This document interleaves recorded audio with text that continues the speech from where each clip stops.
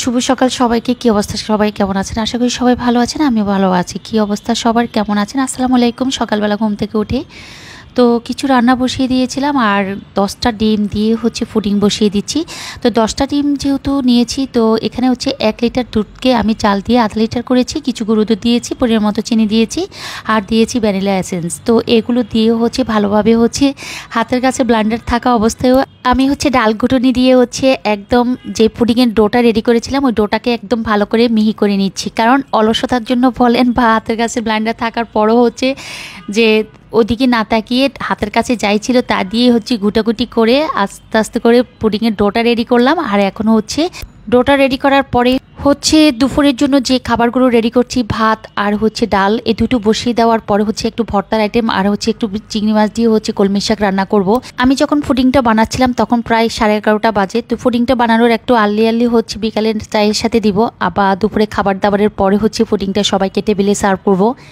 আর পুডিংটা যেহেতু আমি প্রেসার কুকারে বসিয়ে দিচ্ছি, তো পুডিংটা হতে আমার আর বেশিক্ষণ টাইম লাগে না। অনেক আপুরা আমাকে জিজ্ঞেস করেছিলেন, আপু প্রেসার কুকারে আপনার পুডিংটা কেমন হয়? 100% ভালো হয়। যেভাবে আপনি 2-3টা সিসি ওঠার পর বা হচ্ছে প্রথম সিসি ওঠার পর আপনি 5 মিনিট ঘড়ি ধরা ওয়েট করতে পারেন, তারপরে নামিয়ে ফেলবেন। যেমনটি হচ্ছে আমি প্রেসার কুকারে আজকে পুডিং বানিয়ে ফেললাম। একদম শর্টকাট 2টা পুডিং হয়ে গেল, একদম অনেকক্ষণ টাইম লাগলো না।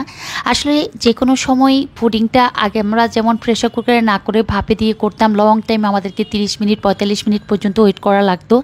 এখন আর সেই ওয়েটটা করা লাগে না। তো এখানে যেহেতু আমি এই পুডিংটাকে ফ্রিজে রেখেছিলাম, ওদেরকে বলেছিলাম নর্মাল ফ্রিজে রাখার জন্য, ওরা ভুলে ডিপ ফ্রিজে রেখেছে।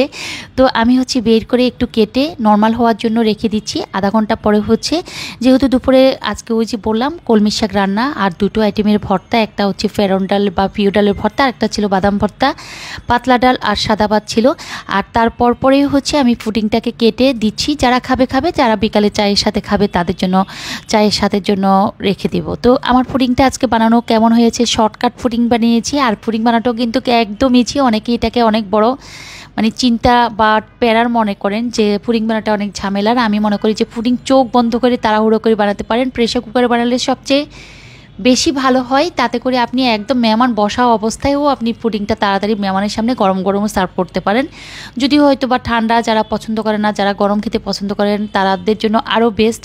তো এই তো পুডিংটা 2টা পুডিং বানিয়েছি। তো 2টো পুডিং হচ্ছে কেটে আমি এখন হচ্ছে টেবিলে সার্ভ করব। আজকের পুডিং বানানোটা যদিও রেসিপি দিই, কারো যদি রেসিপির প্রয়োজন হয় আমি আরেকদিন রেসিপি সহকারে একদম সুন্দর করে শেয়ার করব প্রথম থেকে A to Z।